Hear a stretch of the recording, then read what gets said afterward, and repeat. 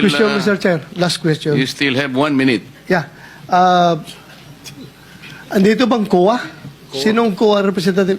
Morning po, Your Honor. Yes, ma'am. This is on ghost projects already paid. BIR Commissioner Romeo Lumagi Jr. said contractors found guilty of under-declaration or evading taxes will not be issued updated tax clearances, effectively disqualifying them from future government projects and suspending settlement of their current contracts.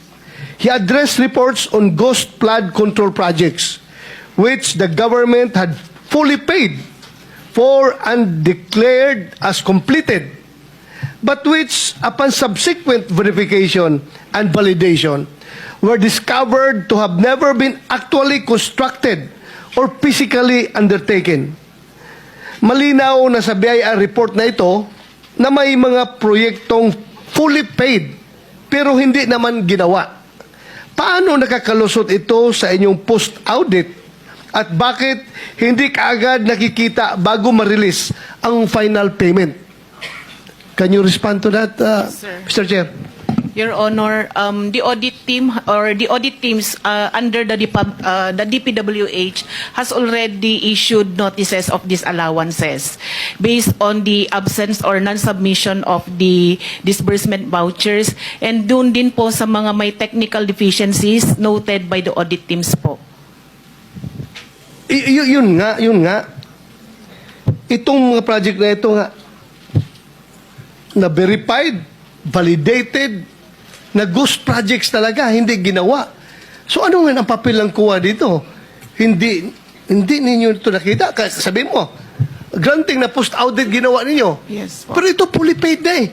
Yes, so we Honor. presume na Yes po. nagkandak na kayo ng post-audit dito. Meron na po, Your Honor, hindi po siya na post-audit, kaya po nag-issue na po si auditor ng notices of disallowances para doon po sa mga projects na yun, Your Honor. At doon sa mga hindi po sinubmit na disbursement vouchers po.